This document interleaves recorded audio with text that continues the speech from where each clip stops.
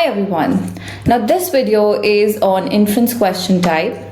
You will be learning what this inference question type is all about, and you will also be learning how to identify this question type on the test.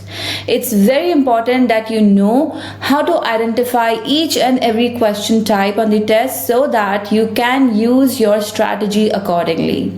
Now let's go ahead and understand what this type is really about. Now, first of all, the time that you will be spending on this question type is 1 minute 10 seconds. That's the maximum amount of time that you can spend on one question.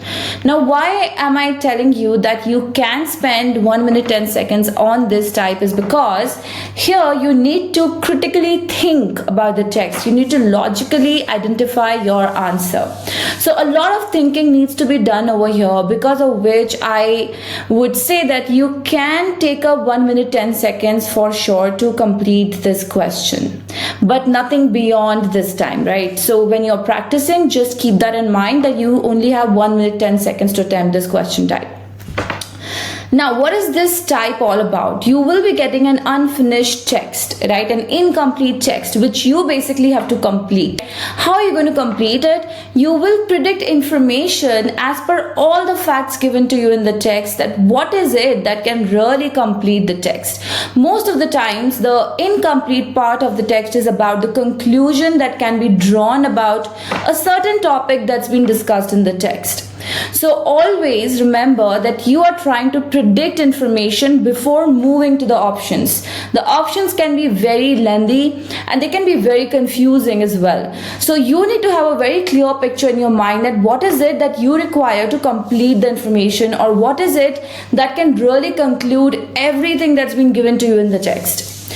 Now, in order to do that, you have to stick to the text. Do not use your assumption or do not use your knowledge on a particular topic that's been discussed in the text. Stick to the information that's been given to you in the text. Stick to the facts that have been told to you in the text to identify how you can conclude that one text in question. This information that you are going to predict is not going to be explicitly stated in the text. What do I mean by saying explicitly stated? It won't be directly mentioned in the text.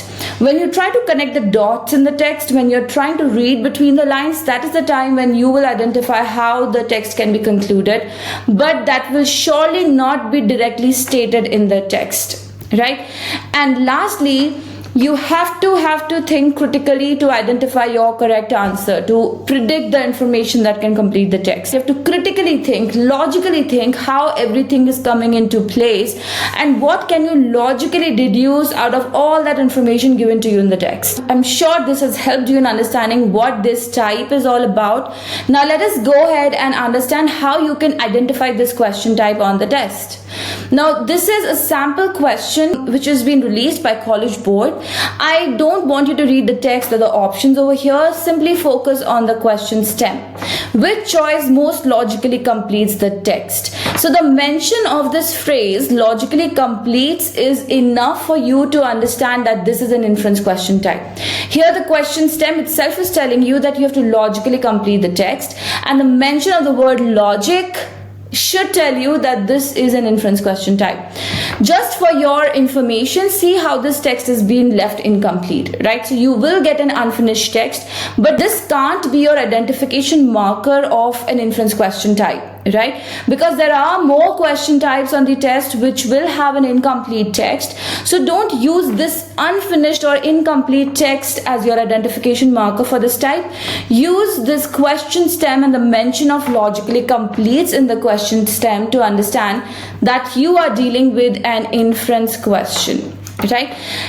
Now, in order to understand what is the strategy that you need to take, or the steps that you need to follow to attempt this question type, go to the playlist strategy where the strategy has been explained with the help of an example. Thank you so much.